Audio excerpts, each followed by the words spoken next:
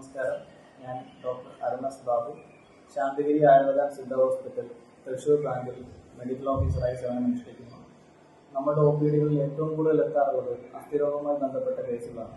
കൂടുതലായും back pain, നീ joint pain, ആ രീതിയിലുള്ള കേസുകളാണ് കൂടുതലും എത്താറുള്ളത്.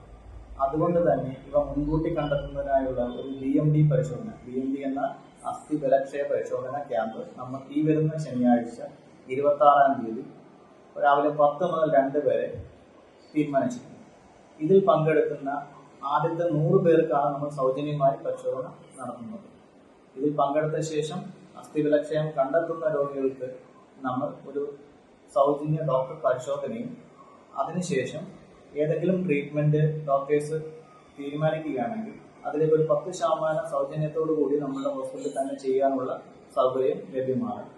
ഈ ഒരു അവസരം എല്ലാവരും ഉപയോഗിക്കണമെന്ന് വിനീതമായി